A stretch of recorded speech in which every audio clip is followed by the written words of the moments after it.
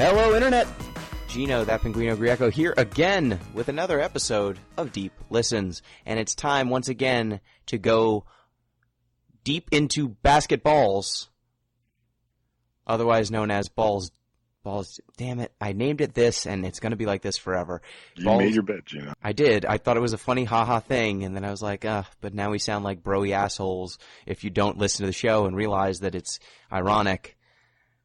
We're the ironic jockey assholes, and I hate it. You made your bed. You made your bed. Now lie in it. We're just trying to get a sponsorship deal from Barstool. That's like the whole end game here. Fuck. We made our balls, now go deep in them. Welcome to our NBA show, and it is the NBA offseason, which means we're going to be talking about free agency and trades and such, and the big three slightly. And to do that, I am joined, as always, by the ball master himself, Pete Busby. What up, what up? Happy to be here talking hoops yet again, especially after such a crazy offseason. Fun fact for this week's podcast. So there are only two known mammals that like spicy food. One of them is us, and the other one, the Chinese tree shrew. So for whatever reason, the Chinese tree shrew is known to seek out and eat spicy food, likes capsaicin. They assume it's to get a larger range of food options, more stuff to eat. But those are the only two mammals, us and the tree shrew. Everything else hates it. Yeah, or can't, taste it, like birds. Oh, yeah, that's true. That's their secret advantage. Exactly. But the tree shrew deliberately seeks it out, same as us. Awesome. Well, we are also joined, as per usual for an NBA show, by Chris ZombiePie Redacted. Hello, everybody. It's that time of the year where I convince myself and all of the people around me that I know and understand how contracts work, especially the mid-level exception rule. Yeah, I mean, if there's one thing that's simple about basketball, it's the salary cap. Yep. I totally understand how all that stuff works. Yes. So it's time once again for you to lie to yourself and everyone else about the Sacramento Kings. It's time to discuss a wide range of topics. But before we do that, just a reminder, you can get in touch with the show. Oh, actually, before we do even that, ZP, you wanted me to have a gimmick. Pete has his animal facts and his breathing into the microphone. These are his gimmicks. I love to do that. My gimmick, which we devised last time. Did you hear our gimmick? My gimmick? My new... You're going to give me a magic trick? I'm going to do magic. Are you ready? I'm ready. Are you ready? I'm ready. Okay. Ready. Let's go. Okay. Let's go. I've taken out a deck of cards. Oh, shit. Would you like to pick a card? Yeah, clearly. Pick a card. I picked a card. Okay, now remember what card it is. Remembering which card it is. Okay, now put it back in the deck. I already regret ever saying you should do this. I'm putting it back into the deck. Excellent. Now I'm shuffling the cards. Shuffling them, offering you a cut. Do you want to cut it? I do want to cut the cards. Okay, you cut the cards? Yes. Excellent. I then take the deck of cards and eat it. What? But then I start coughing, like it's in my mouth. Huh? This trick is pretty good. And I start...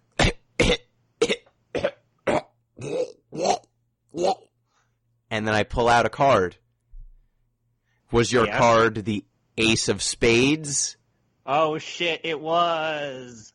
Oh, man, mine. You got mine. That's my magic trick. We're going to be doing this every week till I don't want to do it anymore. This should be one of our Patreon contribution incentives. The more you donate, the less close-up magic Gino will do. Speaking of which...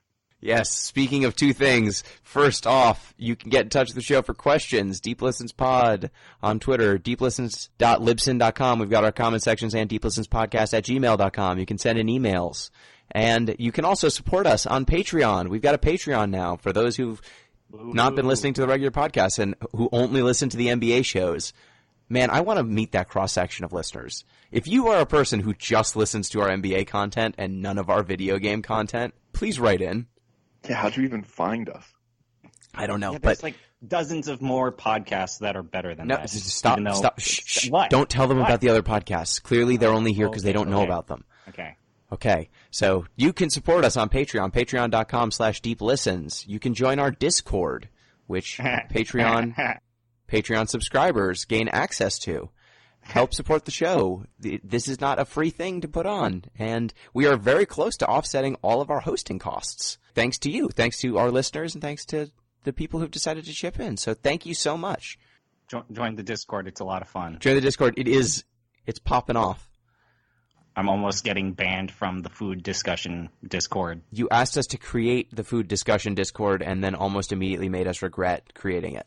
Way to go. Yeah, all that checks out. And I just wanted to remind the two of you, now that you're here, y'all chuckle fucks need to start reading what Reki and I are trying to teach you about Nier and how it relates to Drakengard. I did, and I know less than before I started.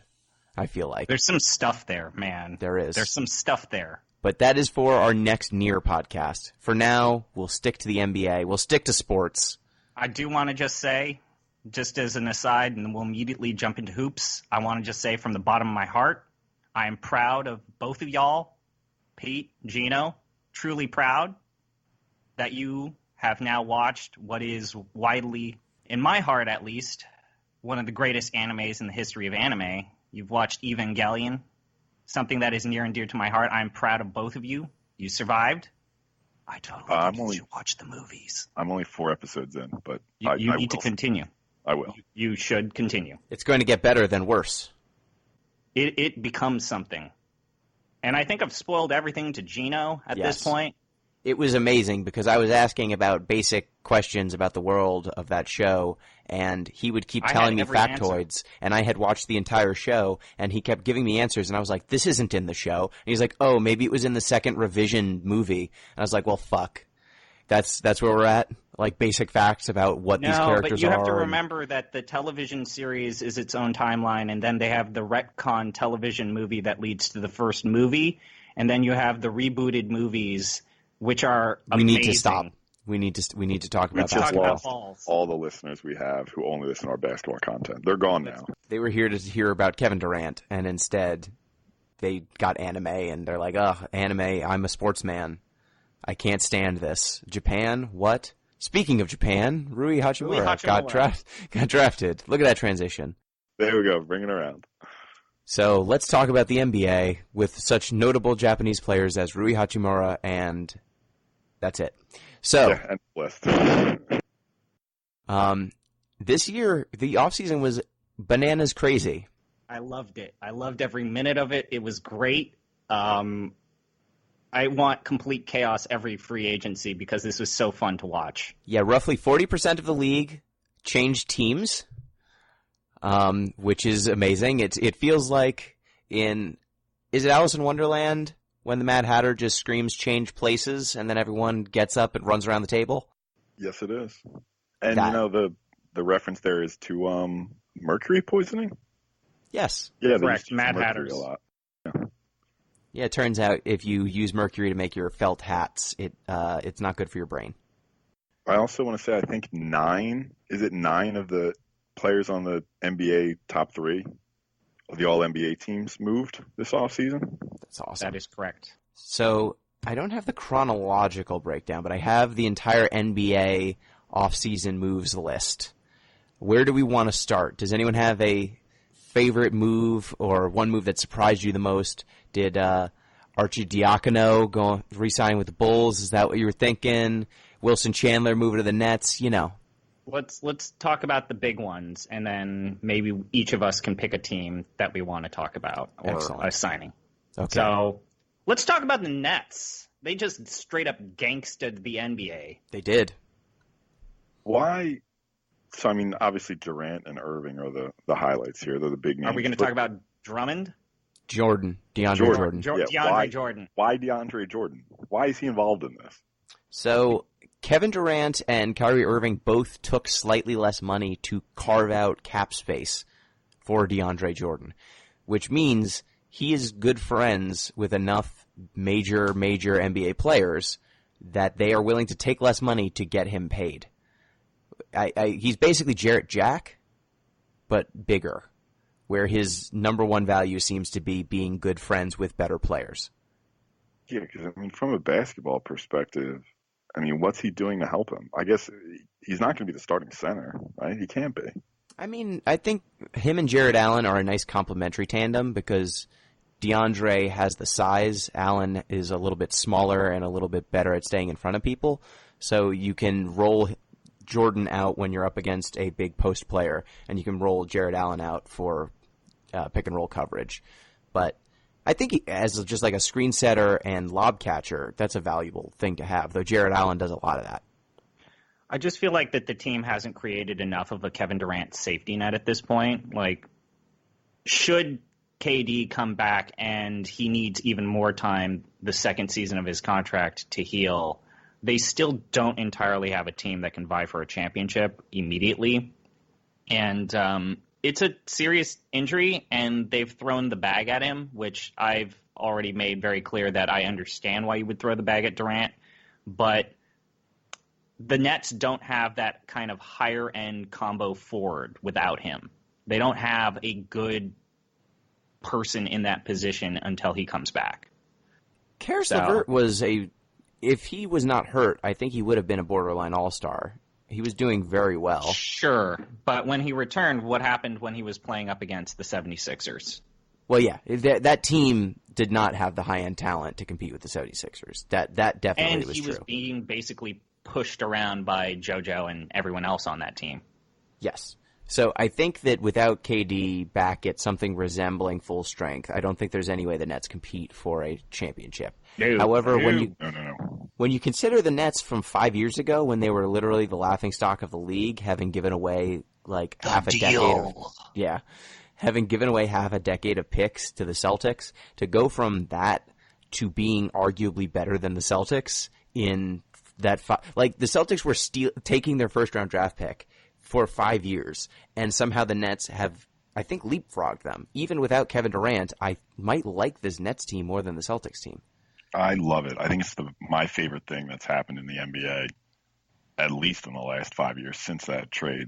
But I do want to ask, with Kyrie Irving and Kevin Durant now, is this the most annoying team in the history of the NBA? No, it's still nope. The Houston Rockets. Which version? The Dwight Howard Rockets? No, this current Rockets team. Fuck.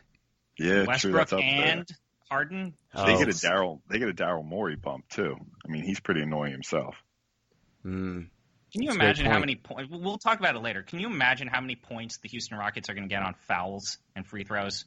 I mean, they already led the league in both of those for like the last. They had Dwight Howard and James Harden, and then they had Chris Paul and James Harden. Now they've got Russell Westbrook and James Harden. They're going to lead the league in free throws until James Harden decides he doesn't want to anymore. Yeah, that's the most annoying team, at least for me. And the fact that we're going to have to watch more of that team because that team actually is fine.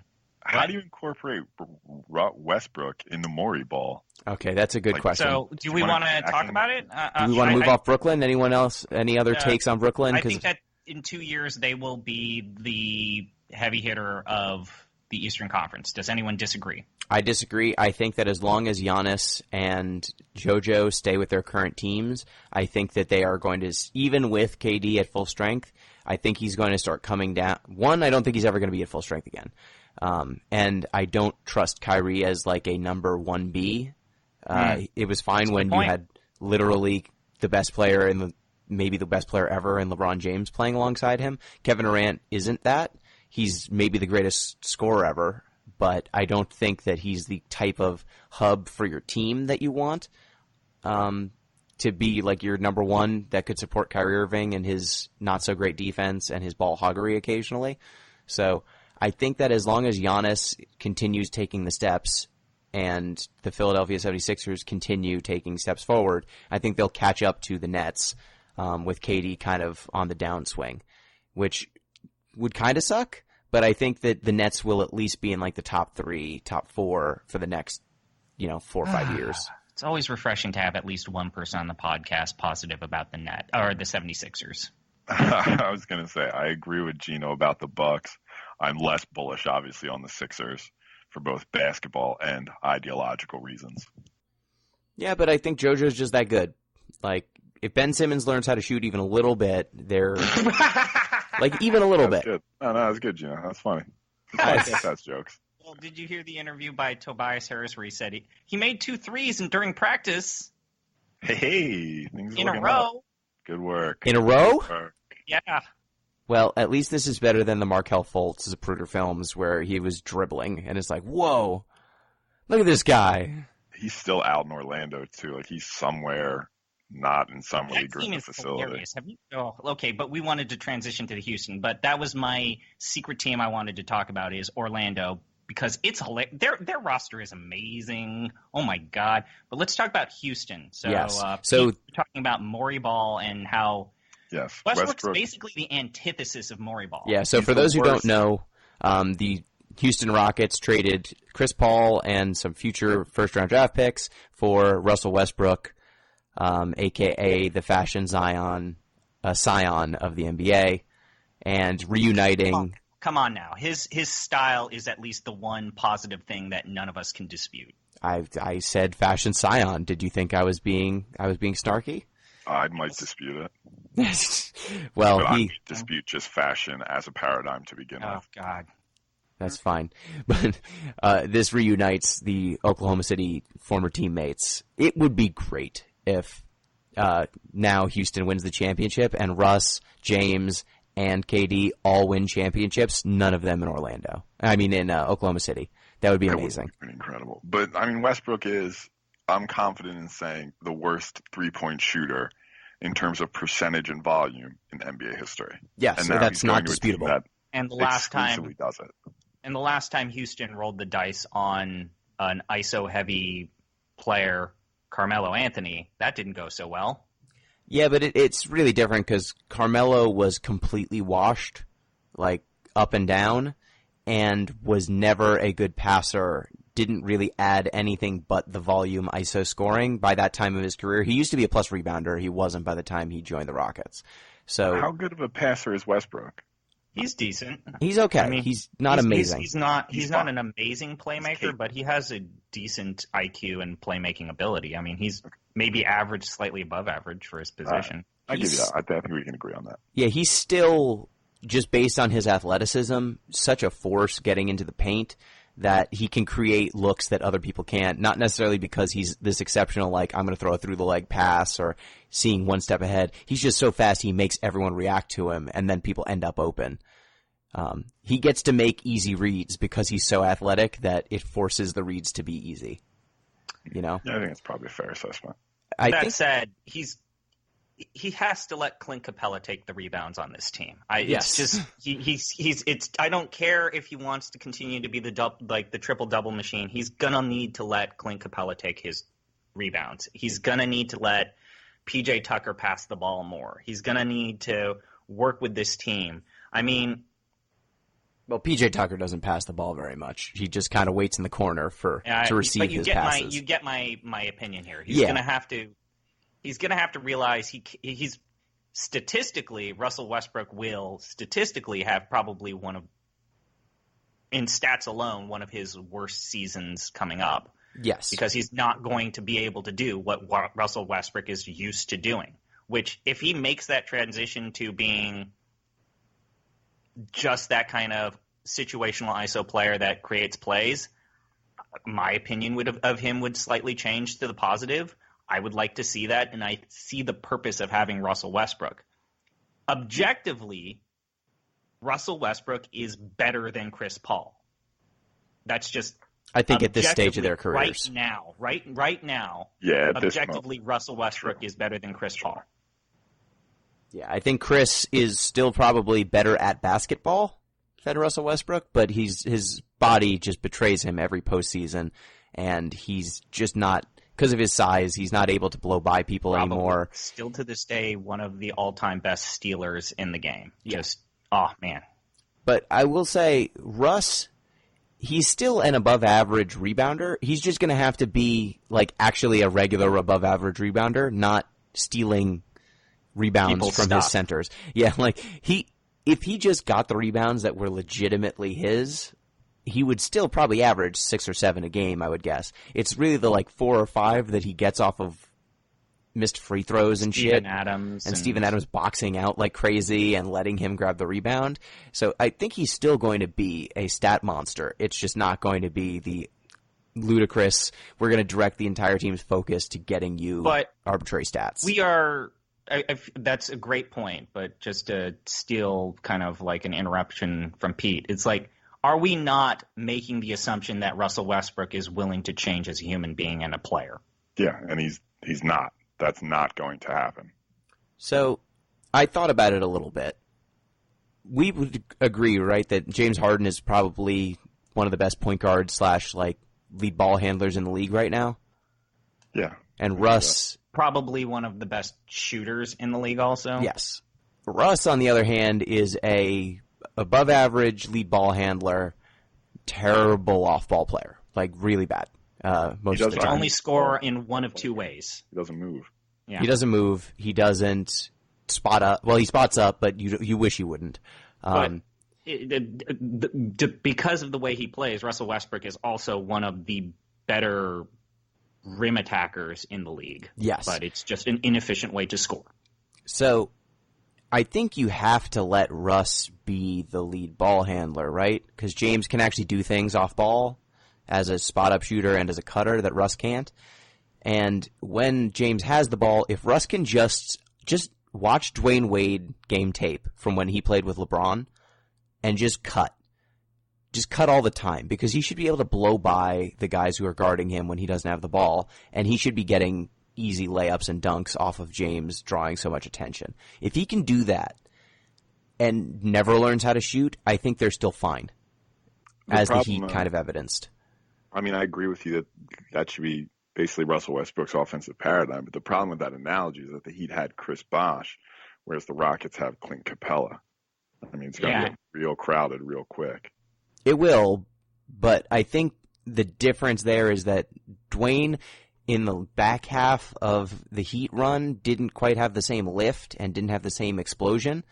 I think Russ still has it. It's like year 1 with the Heat right now. If he can just figure out how to stay, even in some daylight, he doesn't need a lot to crash into people. And if he can get his free throw percentage back up to where it usually is in the 80s instead of, I think last season, where was he? Down in the 70s? It was bad last season. I would say 60s even, but yeah, it cratered. If he could just get back up to his 80% free throw percentage, I think that he'll be fine playing the few moments he'll be off ball. I assume he's going to be the lead ball handler just because his skill set doesn't allow him to do what James can off ball. All right. But let's just be honest with ourselves. This is all predicated on Russell allowing it. Yes, but overall, would you not agree that Houston and OKC basically lost this trade? I wouldn't say lost. I think that Houston decided we're going to try and win a championship this year. Nobody won this trade. I mean, Houston, if they win a championship this year, they won this trade. I don't even know how to respond to that. Houston's not winning a championship this year. It's not a possibility. Why do you think it's not a possibility? Because they're not the best team in the West, and they're definitely not the best team in the league. They've gotten actively worse with the addition of Russell Westbrook. I think it's subtraction. I don't know if I go that far, but I don't think that they've made enough of a leap by just adding Russell Westbrook to this team. I'm not a gigantic Russ fan, but when it comes to the postseason, Chris Paul has been injured during the postseason the last 2 years. He's literally the most cursed player in terms of the postseason. It's tragic. If they can just get to the reverse Robert Horry. Yes. Well, I mean, he's still great in the postseason, but he just always ends up hurt. It's incredible, but he's in the wrong place at the wrong time. Yeah. If they just have Russ available, it's enough of an upgrade because they've, in the moments that mattered, have always been down the important player. Like Dwight was hurt in the playoffs when he was needed and still skilled and still good. Chris Paul got hurt in the playoff series last year, and then this year I think he was a little banged up. If they could just have a 100% healthy team going into the playoffs, I think they've got a puncher's chance because I don't know if Kawhi and Paul George will be 100% healthy in the playoffs. Like Kawhi was playing on one knee in the finals, and Paul George basically cratered the back half of the season because his shoulder was hurt. Like that's who I assume we're talking about as the best team, the Clippers, which is the team we should talk about as well. Sure. So right? We're assuming that they're the best team, and then maybe the Lakers. But I think that the Rockets have put the Nuggets up there. No, yeah, I think everyone's sleeping on Utah. I think they have made one of my favorite deals in all. You know what's nice? Boban. You know what's nice? All of these teams have legitimate claims to being like in the top 1 or 2 of the West, and none of us could say you're an idiot. This team is clearly better than everyone else. There's no Warriors team. It's great. Yeah. Like the Warriors, we haven't even talked about them, and I think they could legitimately be in like the top 3, top 4. So we're moving from good top 4. Yeah. Yeah, moving to the Houston Clippers. To Clippers, right? Yeah, so you think the Clippers are going to... Let's go to L.A. So, Pete, do you think that the Clippers, if you say the Rockets aren't going to be the best team in the West, do you think it's the Clippers? I don't. I honestly, I think I would put, if we're just talking regular season success, I would pick the Nuggets to get the number 1 seed. But come playoff time, once they've had all that time to integrate Paul George, it very well would probably be the Clippers, yes. I would take that. In a 7-game series, I would probably take the Clips over the Nuggets. I'll put it that way. Okay, why? I mean, because Kawhi's just a monster. I mean, they have the two probably best perimeter defenders in the league. I mean, you had Patrick Beverley in there. They could shut down your 1 through 3 every night. I mean, 1 through 4, depending on how you mix and match where people are going. I mean, I just don't think you can. I don't think you can count against that sort of defensive acumen, that just swarm of arms across the half court. That's true, but they also, like, their centers are defensive sieves. Montrezl Harrell's 6'8", and I don't think Zubats is going to get it done for you. So at the power forward and center position, they actually are deficient on defense. They have maybe the best 1 through 3, but 4 or 5 is not great. Shift Paul George down to 4. Like, what? I would put Paul George on Anthony Davis, and I'd be perfectly happy with that matchup. Yeah, that's fine. But then you still have no back line. It's true. The front court's a problem. I'll give you that, but I don't think it matters that much. I mean, who's going to hurt them really? That's true. I mean, I don't think Anthony Davis is posting you. DeMarcus Cousins just eats them up. Yeah, like maybe DeMarcus Cousins with one leg. Always got to remind people about that. Yeah, I don't know if it matters, but I think if Rudy Gobert has taught us anything, is that one like incredible defensive center can make a defense almost all by himself, whereas not having that person, I don't know if there's been a team that has had a like top 1, top 2 defense without having a center who's at least above average on defense. I mean, you could look at the Heat, depending on who you called their center. I mean, Chris Bosh was their center, and he was an above-average defensive center. He was really good. Sure. Well, fair. I think my only concern about this team is I don't know who's going to be the pass-first player. I like, especially when we still don't have a clear idea, like who's the floor general here, but like who's the pass-first player of their starting roster, who's going to be kind of setting everybody up. And without that center, as Gino pointed out, I don't know what their options are in terms of floor spacing. I mean, I guess, you've got plenty of players who can create their own shot even under pressure, but I think that defensively they've got a few sieves to where I think I have just slight concerns. We're also forgetting the fact that how the Clippers got Paul George, and they got some stuff. I mean, I actually like Shai Gilgeous-Alexander, and I also like Danilo Gallinari. I mean, losing them in favor of getting Paul George. But they gave up a lot to get Paul George. They did. Sure. And, the Thunder will be good, I think, in a few years off of that. But for now, the Clippers turned themselves from a exciting 7-8 seed into the probable 1-2 seed. So I think you do that 100 times out of 100. I'm not denying that. I'm just saying that a lot of the sieves that they have been assuming that Paul George's shoulder injury will recover by the time the season starts, that Kawhi's battered up state is going to get better, and that immediately once they start playing that they can basically carry themselves with this two-headed monster. Yeah, and I think to your point about passing and distribution, Pat Beverly and Paul George are probably their best passers and facilitators, and then Kawhi is number 3. But after that, Sweet Lou, I mean, he passes okay, but a lot of their guys are mostly get their own type of players. And that's my concern of this team moving forward, is that you have so many players that I want to shoot my shot, I don't want it created, I don't want to pass the ball. I feel like they're far more well-rounded than the other Los Angeles team that we will talk about shortly, but I just feel like their big concern is like their role players are not necessarily complementary to their two-headed monster. That's fair.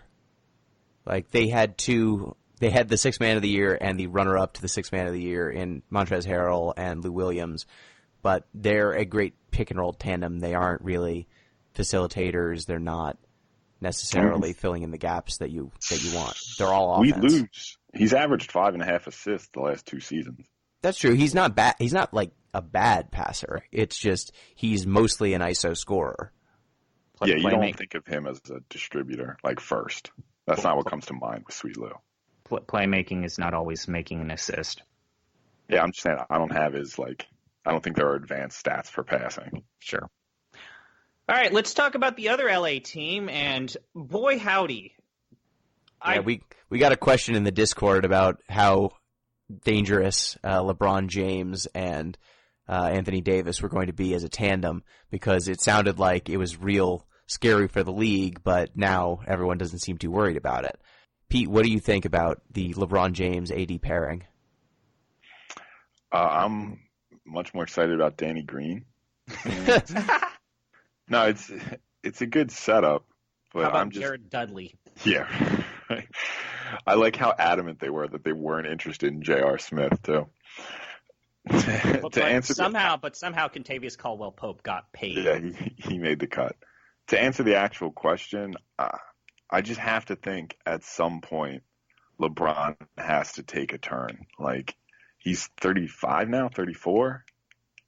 Like, do we know the actual number? I think he's 35. 35. 34. 34. Will turn 35. And with all his playoff minutes, there's probably an extra 1 or 2 seasons added on to that too. I mean, I just don't think he can keep going year after year. I mean, I do love Anthony Davis. If you were going to build a center in the lab for the modern NBA, you pick him. But I'm not. If this were 3 years ago, I'd be terrified. I'm not terrified now. They will be one of the best pick and roll tandems in the league the minute the season starts. They're going to pick and roll, pick and pop. They're going to catch lobs like crazy. The problem is their bench is scary. Their bench is so thin. They're pulling people out of the audience to sit in the chairs. And the reason for that, just for our audience, is that the Lakers waited on Kawhi thinking that they could get him. They could throw him the bag. And Kawhi went to the Clippers, and they were forced to, A, re-sign a lot of players that they already had that are not great. I guess they're going to have Rajon Rondo as the backup for LeBron, which is... Sure. Don't say that sentence ever again. Yeah. Who's playing? And JaVale McGee is going to be the backup center because AD doesn't want to play center, which means DeMarcus Cousins is the starting center, which a lot of people talked shit about DeMarcus Cousins during the NBA Finals, but he did his job. But he's still very good. He's very clearly not in shape because he's never taken his athletics seriously, and after getting 2 injuries in a row, he needs to start doing that shit. He needs to start doing calisthenics and working out. He probably needs to lose some weight too. I mean, a lot of his value is in heft, but just, I mean, when you're that big, your legs just take a pounding. And I mean, his aren't in tip-top, structural condition. Yeah. He's still very talented. He's a top 5 center still in the league with just one leg magically, amazingly, but he's how are you, Pete, Gino? Yes. How are you? This is going to happen. How do you have a team play JaVale McGee and Anthony Davis at the same time? So, two answers. One, I looked up LeBron James. He's 34. He's turning 35 on December 30th. He's Second, old. I think that you can do it because Anthony Davis can space. JaVale's going to be your functional center. He's just going to be hanging out in the dunker spot, just chilling right by the rim, waiting for lobs and waiting to duck in. You're going to be having Anthony Davis setting screens at the top of the key and popping more often than you'd expect because he's one of the best mid-range jump shooters in the league. And if he can just extend out to three just a little bit more and shoot a little bit higher percentage, like if he can get into the high 30% range for his three-point shot, I think the fit works fine because everyone can shoot. Just similar to, like, how do you play Draymond Green at the same time as sometimes Andrew Bogut? You make it work because if one of your guys can shoot, it makes it all work out. Like, you just need one person to be able to extend the defense. You can't have two guys hanging out down there by the rim. So I think that fit works okay. Obviously, it's not as ideal as if JaVale was someone who could shoot and could just get the hell out of the way and let Anthony Davis rumble to the rim unimpeded. But you can make it work, and it's by making AD a little bit more choosy about when he's rolling. But it would still leave him fairly open. And LeBron is a freight train coming to the rim, so I don't...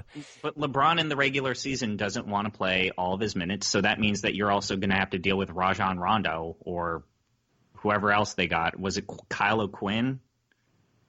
I would like it if they signed Kyle O'Quinn. I like him. I mean, jokes aside. No, Quinn Cook, sorry. Cook. Yeah. Jokes aside, I think a lot of this really is actually going to come down to Danny Green. I mean, if he can maintain, like last season in Toronto, he shot .455 on 5.4 threes a game. I mean, that's a pretty crazy percentage to be tossing up there. If Danny Green can keep doing that, that'll help a lot of these problems that they're going to have. But yeah, are we also forgetting how thoroughly fucked up the Lakers coaching situation is right now? Oh, it is thoroughly fucked up. Who's coaching right now? I don't know. It's two. It's Vogel and Jason Kidd. Jason Kidd. I forgot Jason Kidd's like head coach 1A. They've got two, the assistant coach and the main coach, they have two diametrically opposed styles of coaching. Jason Kidd brings his own knives for backstabbing. He packs them, takes them on the plane with him. Hey, Jason, we want to put you in proximity to power? Oh, that sounds fine. I can do that. But don't you stab this guy in the back, Jason. I never would. Who does LeBron want? Was he pro Jason Kidd? That's why they brought him on, right? I mean, that kind of is the only thing that makes sense, right? Right. So, like, over, under, let's say December. Over, under December for when J. Kidd takes over. I want it to be later. I hope that they keep Jason Kidd out of the driver's seat because just looking at what happened with the Bucks the season Jason Kidd went away, I know that Mike Budenholzer is a very good coach, but you don't have a turnaround like that unless the guy who was there before was doing a real bad job. I think Frank Vogel finishes the season, but there's no way in hell that he is going to survive this nightmare. Why would you after year one? I feel bad for Vogel, too. I mean, after the way, like, Larry Bird just, like, murked him on the way out of the Pacers, too. He's a good coach. Vogel's a good coach. He knows his stuff. Yeah, it's going to be interesting. But I think that at the end of the day, if LeBron turns it up and him and AD can be the pick-and-roll tandem that I think they can be, they should be able to run roughshod over the league for the regular season. That's probably still good for, like, fourth, fifth in the West because the West is definitely just murderers. Definitely. It's nothing but murderers. Don't remind me. But, like, what do you do with a LeBron James, Anthony Davis pick and roll if AD is the tallest person on the court? LeBron is still so strong and so fast that there's no staying in front of him. If you're going to try and go under a screen, he will blow through you, not just by you. He can shoot over the top if you go under, too, if he decides to do that. And then you've got maybe one of the most athletic centers ever to play the game rolling or popping because he can also shoot threes. Like, both of those guys are just bigger and stronger than the people who will be across from them 90% of the time. It's going to be interesting to see because Chris Bosh, even when he was playing with LeBron, they always had Dwayne Wade on the court, kind of crowding the spacing, and Bosh was not the leaper that AD is. He was a very good player and an excellent pick-and-roll partner, but he was never the world destroyer that AD is on rim runs. Are you down with the claim that AD is officially now the greatest teammate or the best teammate that LeBron has ever had? I think that Dwayne Wade the first season was probably a better player than AD is now. That's the only challenge would be that first Dwayne Wade year. But also they weren't as complimentary. This is the perfect fit.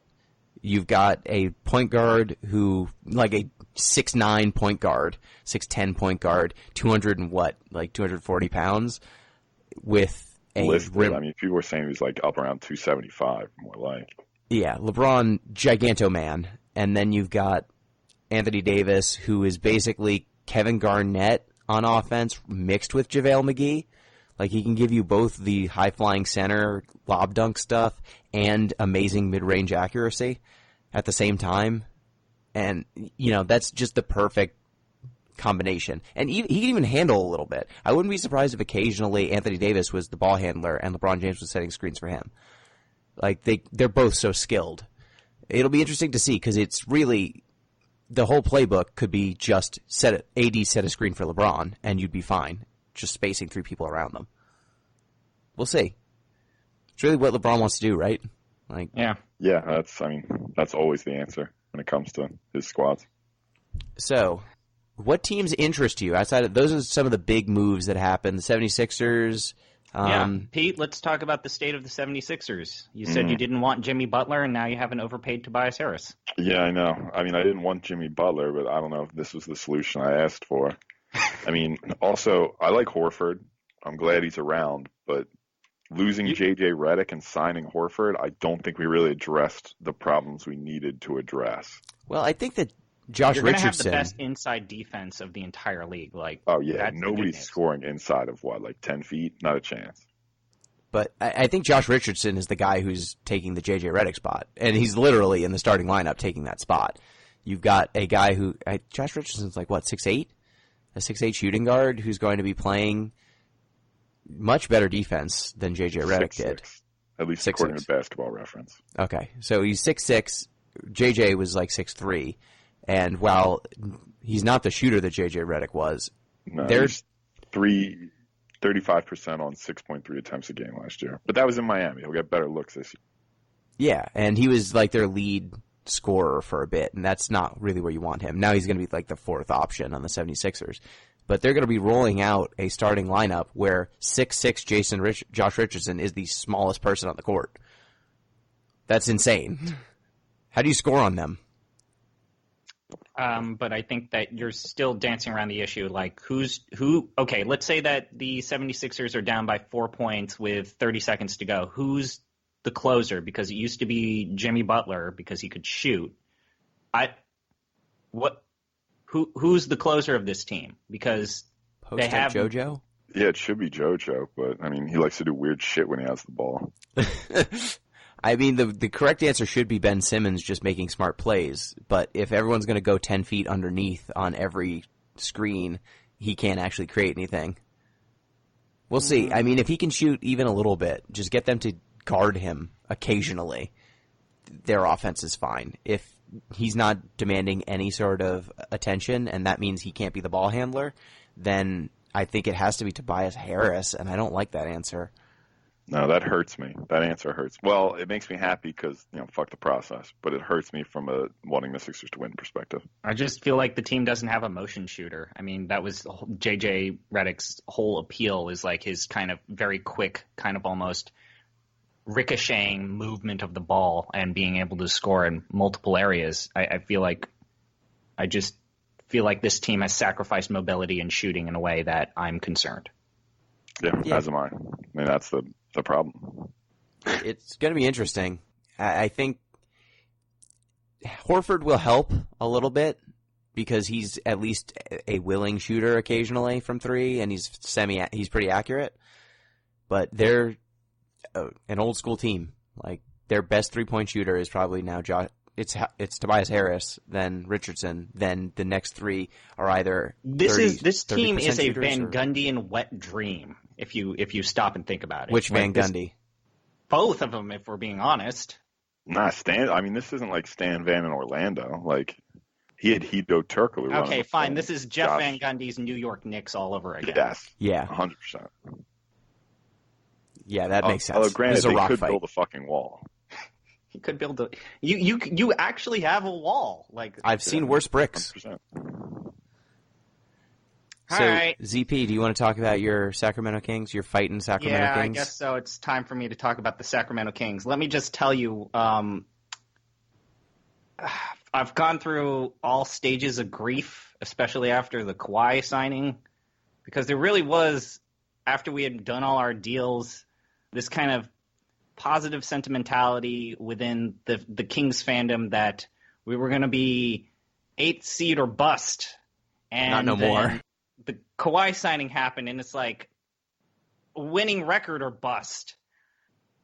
All joking aside, I actually think that the Kings made some decent deals. I like what they've made. I know that the kicker for this team, time and time again, is that they've overpaid for players. But as I have maintained, as a small market team with no credibility in the league or any pedigree to point to, or even an all-star to point to, the only way you're convincing players that are complementary to your young core is to overpay for them. So I get that a lot of people have pointed to Harrison Barnes as being overpaid. I think he is. I'm willing to admit that he is. That said, what were we going to do? What were we going to do? There's no small forward that the Sacramento Kings reasonably could have gotten that was better than Harrison Barnes. I mean, you signed Trevor Ariza. We signed Trevor Ariza I for think he's better 1 than... year plus it. Oh, you are on angel dust if you think Trevor Ariza. You're crazy. You are absolutely crazy. Like, I like Trevor Ariza as a backup because that just means that finally we will have some people who can play defense. But Trevor Ariza isn't an offensive asset. I mean, neither is Harrison Barnes, but at least he can score. But now, here's why I like Trevor Ariza more than Harrison Barnes. And it's, one, the price tag. Like, I like that Trevor Ariza will cost you, like, half of what Harrison Barnes does. Less, $60 million less. Yeah, he will cost you much, much less. Let's point out that it is a declining contract, so that is the good It better news, be. that it is a declining contract to where by year 4, he is basically played as if he is a sixth man. Which is what he should be. Hopefully by then he is the sixth man. But Trevor Ariza knows what he's good at, and he does it. He just spots up in the corner, he plays outstanding defense, and he moves the ball. Harrison Barnes keeps acting like he's a star, and he's not. He is a above-average small forward. Maybe you didn't see the Sacramento Kings later in the season, but he's toned that stuff down quite a bit. I'm glad he's toned it down, but you're paying him like he's an actual asset. Like you want him to be your number 2 on not a championship, like a playoff team. You're paying him like a number 2 player on a playoff team. And he's, in a perfect world, if everything works out the way the Kings want, he's going to be like their 4th best player. And he's going to be paid like their 2nd best player. And by doing that, it's going to be hard to pay Bagley and Giles and Fox. And I don't know, like Harrison Barnes, it's not like the Wiggins contract. It's not that terrible. It's not that terrible, but yeah, but Gino, we had the cap space. We used the cap space. He doesn't bug me as much as Dwayne Dedmon. The Sacramento Kings are in an unenviable position where no one wants to play on this team. No one wants to play on this team. And we needed complementary pieces to a young core that is probably going to take another 2 years. I don't mind all the players. We're dancing around the issue. I really like Dwayne Dedmon coming over to this team. I like him as a player, but I listening to the Low Post a couple of days ago, Kevin Arnovitz made the point. The point of Dwayne Dedmon is that you don't have to pay Dwayne Dedmon. He's good, and you don't pay him. He gets paid like he's a league average center. He gets paid like $5 million a year. Once you pay him $10 million a year, then all of a sudden you've lost the advantage of signing Dwayne Dedmon. Like, I think I would much rather have Willie Cauley-Stein for what the Warriors paid him than Dwayne Dedmon for what the Kings paid Dwayne Dedmon. Unfortunately, that was not an option because Willie Cauley-Stein wanted out, which is just an unfortunate situation. But you're forgetting the fact that Willie Cauley-Stein... Yeah, Pete? Yeah, sorry, not to gloss over the Willie Cauley-Stein. Two quick questions about him. One, did anyone else notice he had face tattoos? Because I just noticed these. He's had those for a while. Okay. I did. And two, I'm unreasonably sad about Sacramento losing him. Like, for whatever reason, I still think he's going to break out, even as it becomes increasingly less likely.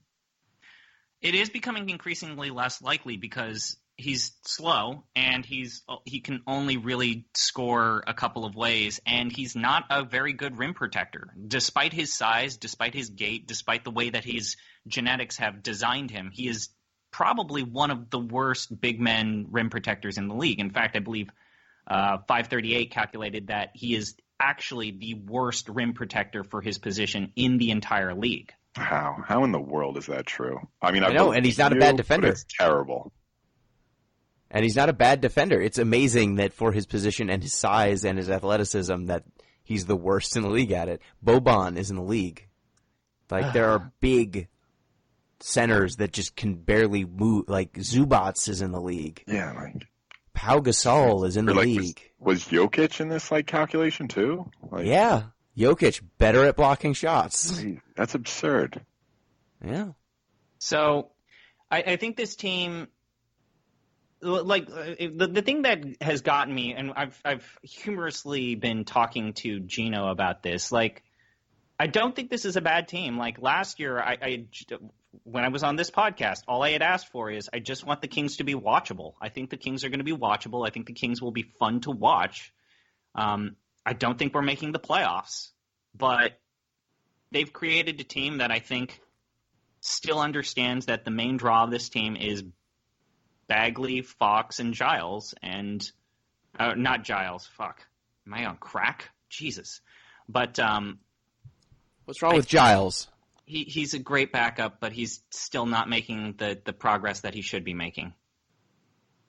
I think this team will be fun to watch. They're still going to be one of the fastest teams in the league. Like, yes. They're just so fast. It's insane.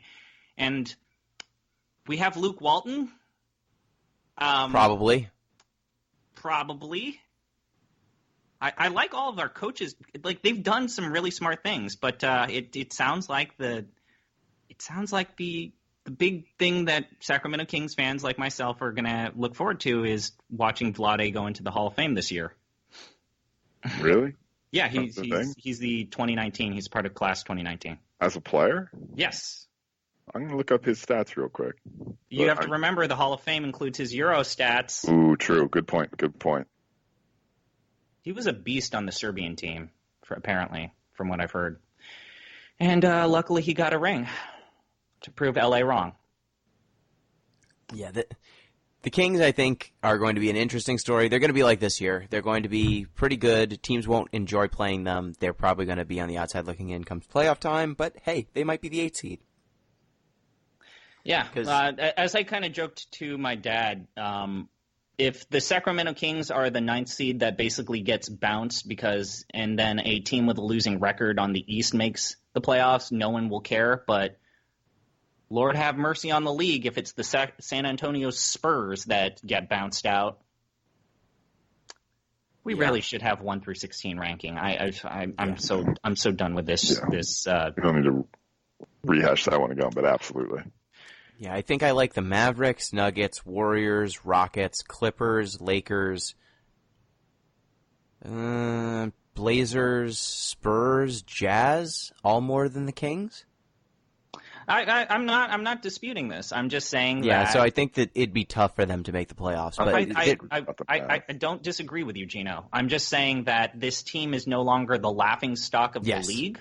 Yes, that is the Suns. And nah, I think that's Charlotte at this point. But might be the Knicks. So there's enough laughing stocks for everyone. Gino, let's talk about. Pete and I have talked about our teams. Let's talk about Gino talks about fighting the Milwaukee New York Bucks. Knicks. No, damn it. No, we always bring you on this podcast for one specific purpose, and that is you bring me. How? Yep, we invite you, Gino, into this conversation. All right, so first, just quick thing on the Bucks. I like that the Lopez twins are reunited. I want them to unlock twin synergy. I want them to Wonder Twin power activate at the beginning of every game. They just stack on each other's shoulders to make a 13-foot center. Yes, they fuse together into one center. I want Robin down low throwing his weirdo hook shots. I want Brooke out deep, just like 5 feet beyond the three-point arc, just firing. I want them to have one normal haircut between the two of them. Losing I can't wait. Was a loss. Yeah, that's going to hurt. So on the Knicks, it's amazing to see them run back last year's strategy to a T. They have signed a bunch of guys who were lottery picks, who flamed out on their original team, and now are being signed by the Knicks. It's mostly amazing because some of the players last year that they signed actually did okay, like Emmanuel Mudiay and Noah Vonleh. They were totally fine players on the Knicks. They were players who you would probably want to re-sign onto a cheap deal to take advantage of the fact that you gave them the opportunity. Right? That sounds like a thing you would want to do if you were signing basically lottery tickets to see if one popped. You kept I like them. Mudiay. I thought it was a good pickup for the Jazz. Yeah, that's the thing. Vonleh and Mudiay left, both of them. So you took these gambles on 1-year contracts or 1 year with a team option contract, and then you didn't sign any of them to a second year. So you gave them the opportunity and then let them walk, which is really a Knicks sort of thing to do, just like how they keep drafting players and then never re-sign them to actual contracts. You let them show what they've got, and then as if you were a farm team for the other 29 NBA teams, you let them leave. So this year they've decided to roll the dice on Elfrid Payton, Julius Randle, who they've signed to a multi-year deal, because, Julius Randle's the type of guy who once you pay him, he's going to continue to try hard and be good. They signed Bobby Portis, who's another guy who is most known for punching one of his teammates in the face. I like Bobby Portis, but he's okay. Everybody thought Bobby Portis was the good guy in that fight. I will point that out, somehow. And now that person who had his face broken is in Euro. Yep, he decided he did not want to play in the NBA anymore. Bobby Portis punched him so hard that he left the country. But Bobby Portis is another guy. Reggie Bullock. They signed Wayne Ellington. But like Wayne Ellington, Reggie Bullock are more middle-of-the-road journeyman types. Portis and Payton are shots in the dark on former lottery picks. And then Julius Randle is similarly. But I think that Randle, he's similar to Harrison Barnes. Like, you can't pay these guys who are not exceptional talents the amount of money that you're paying them. Like, you can't pay them $20 million a year. It's just not. It's not a good use of resources. How much did he actually get paid? Like, what is his contract?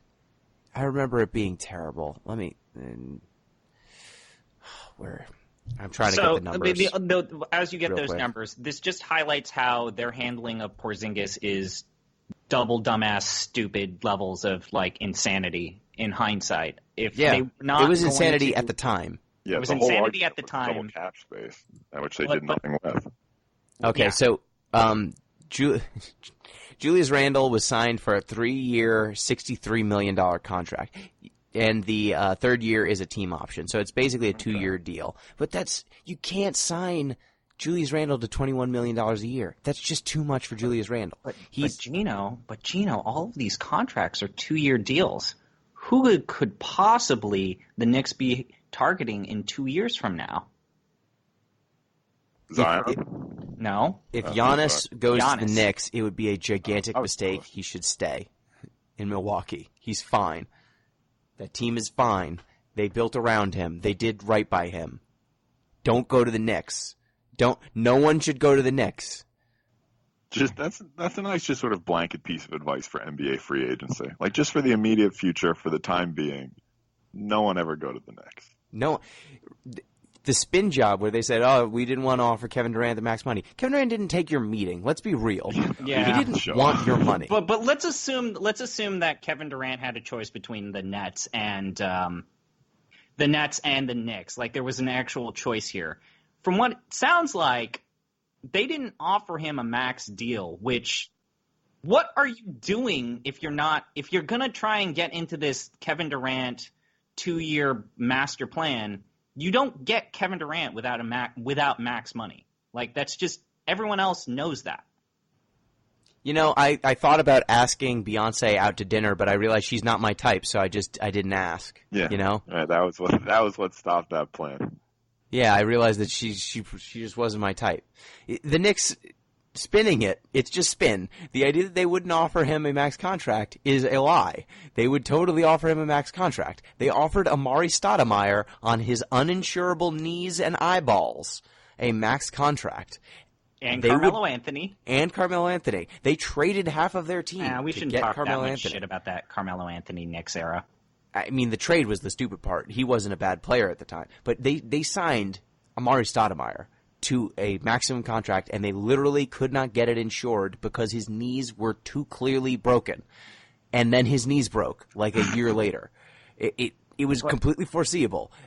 There were companies that they make money by guaranteeing whether people will get injured. They said he is going to get injured. We will not pay for this. Can you think of the Knicks are terrible. They're bad. They're no good. Gino, breathe. And remind yourself, they weren't even the worst team at free agency this year. Weren't they? No, the fucking Charlotte Hornets were 10 times worse. You know, I'd rather sign Scary Terry and lie to myself about that. I might put the Wizards in the running too, but I mean they were pretty hamstrung by the numbers on their books. You know, can we? I can't. The Knicks are terrible. No one should sign with them. They're a bad team. Watch the Nets. They're in the same town. Their arena's nice also. It'll be fine. I've got my Joe Johnson bobblehead. It's appreciating in value for multiple reasons. One, the Nets are now a real team. And two, Joe Johnson is going to be the MVP of the Big Three this year. Killing it. He's leading the league in scoring. He's running roughshod over those fools. And assists. If we want to talk about Amari. Oh. Have you seen Amari in the Big Three? I have. It's like a zombie. Have you stopped seeing Lamar Odom and Baron Davis in the Big Three? I let's start there. I sent the article to Gino. Apparently, Lamar and Baron Davis have been announced that they are no longer going to play. Yes. Deactivated for competitive reasons, I think was the official terminology. Did you even see Lamar Odom try to play? He only played for like 7 or 8 minutes, and he just looked dead. I did not. Fortunately, Superfan Grandin was kind enough to send me a video of Glenn Big Baby Davis getting ejected. Oh, what? How did he get ejected? Gino, I sent you the clip. He stripped his clothes off. Threw them into the crowd. My man is not in shape. He does not have an NBA body. There are some big people in the Big Three. Man. Eddie Curry, forever. Eddie Curry, forever. Oh, my God. Eddie Curry is on the court, and it looks like he doesn't understand how basketball works. He never did. That was the greatest trick that Eddie Curry ever pulled, was convincing someone he knew how basketball worked. So how's everyone's team going? My team's doing quite well. The enemies are 3-1. They're playing today. Just making sure that they haven't played yet. So they are 3-1. They are in third place. Power is 4-1. The triplets are 4-1. And what team were you following, ZP?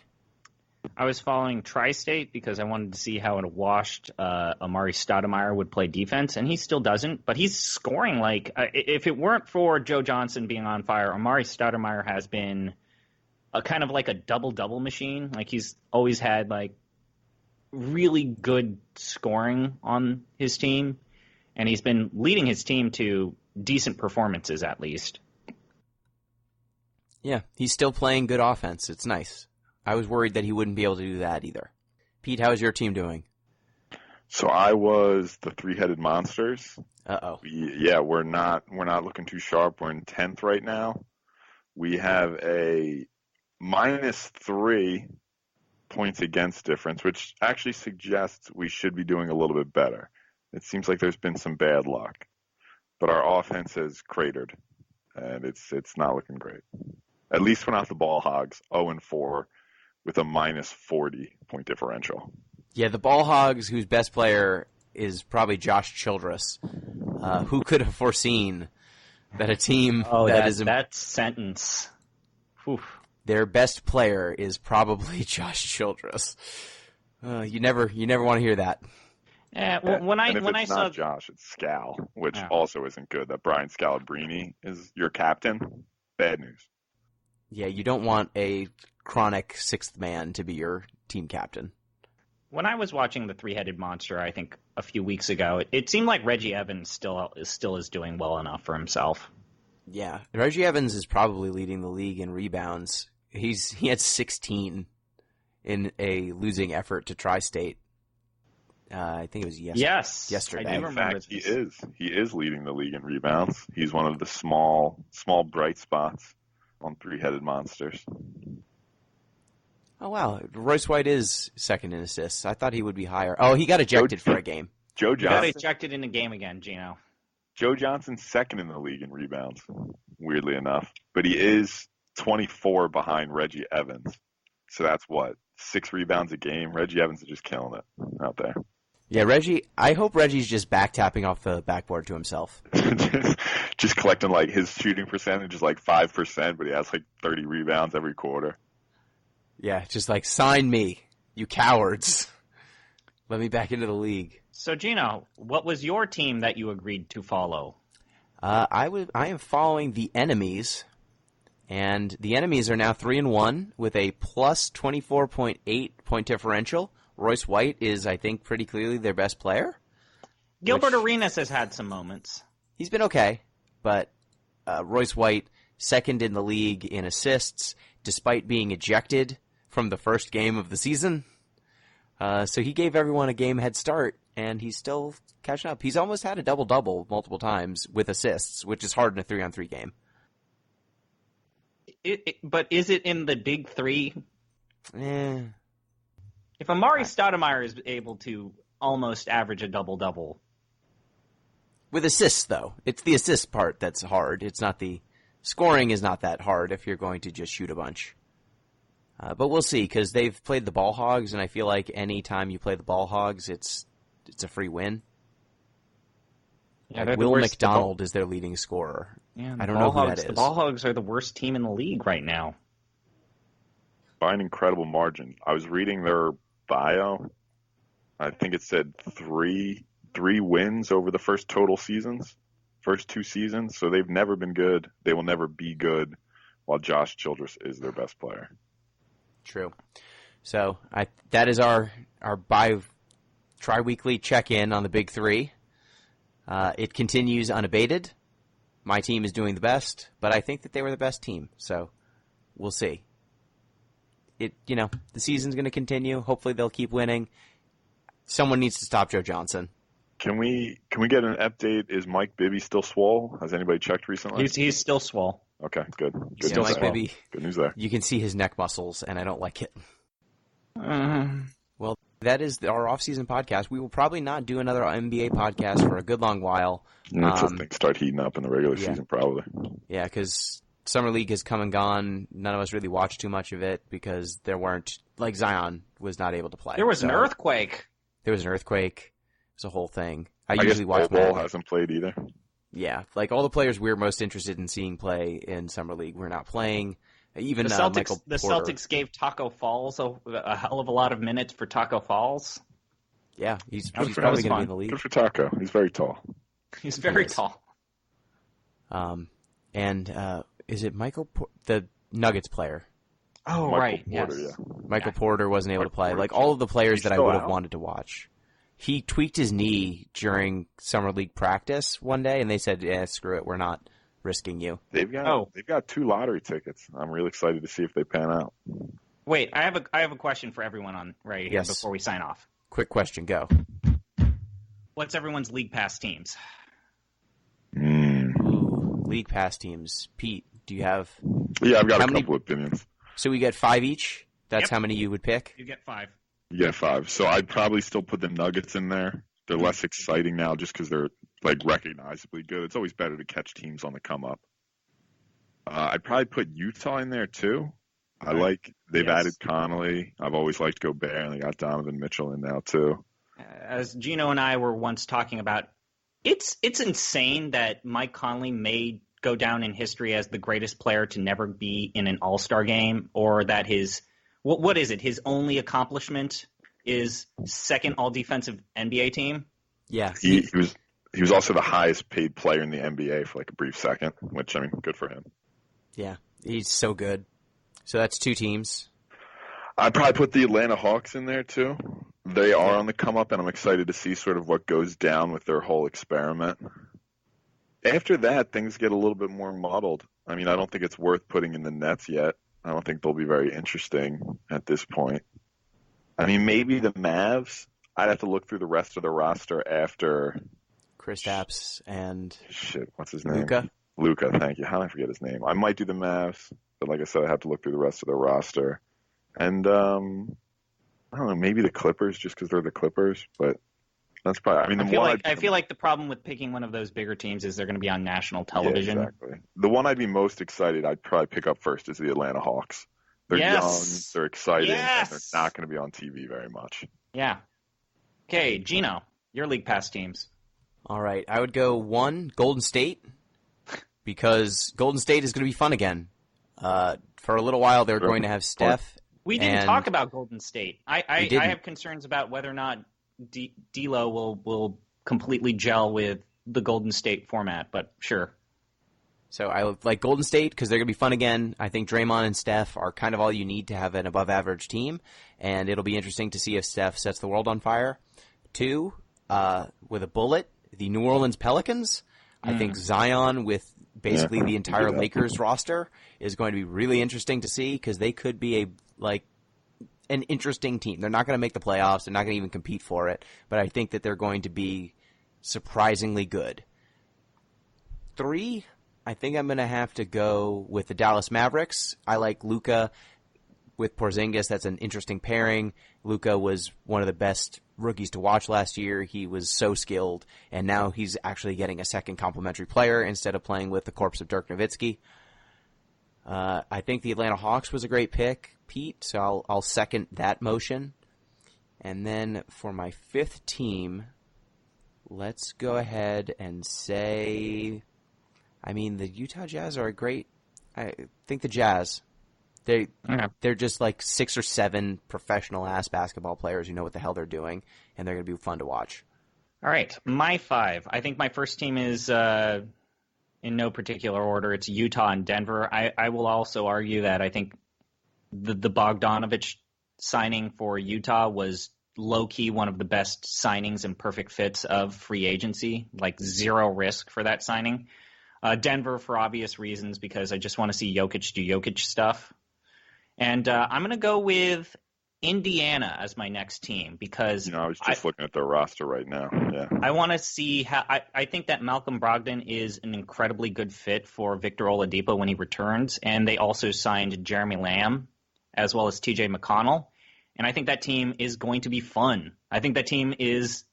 I'm glad to see that this crazy free agency has jolted the Indiana Pacers to take risks and stop being so vanilla. It's kind of great to see that every team that normally just sits and twiddles their thumbs is actually doing something. So I'm going to go with the Indiana Pacers as one of my league pass teams. My next team is obviously going to be the Milwaukee Bucks for just Giannis is going to have a good season. And I didn't pick them because I thought they'd be on national TV too much. Yes, that's a good pick, but for some reason in California on the West Coast, we don't get a lot of Milwaukee Bucks games. And do you think they're still mad about the Kareem trade out there? I don't know. And I'll parrot what Pete said. I'm going to use my last team on the Atlanta Hawks. I have I don't know if I have confidence that they'll even have a winning record, but I think that team is so young and so scrappy and so fun that I kind of want to see. And I'm happy to see that this team has fully committed to an experiment. Agreed. They look like young, kind of like the young Thunder. Yeah, in terms of league pass, it's always better to be bad and interesting than good boring. Yeah, so I think based on this, the consensus team to watch in league pass is the Atlanta Hawks. And interesting, I should use one of my teams on the Charlotte Hornets. I thought you were going to go on the Chicago Bulls. Oh, I think the Chicago Bulls are going to be... You know what? I actually think the Chicago Bulls will have a decent season. They at least have Markkanen. Yeah, they have Markkanen, they've got Zach LaVine, and I like their draft pick. I think Kobe White is good. So that's it for the NBA for a bit. We will maybe check in towards the end of the Big Three if there's something to talk about, but probably won't have more NBA stuff to talk about until the preseason starts up and we start making our predictions again. So thank you, Pete. Yeah, always good to talk off season. Can't wait for predictions when we can all be pretty much uniformly wrong again. We were pretty good last year. We did pretty well. I got Bud. I'm pretty proud of that one. I got Giannis. I'm very proud of that one. Thank you, ZP. Evangelion's television ending makes total sense. Don't listen to Gino. Thank you, listeners. Reminder, you can get in touch with the show at Deep Listens on Twitter, deeplistens.libsyn.com. We've got our comment sections and deeplistenspodcast at gmail.com. And you can support us on patreon.com/deeplistens. Till next time, peace.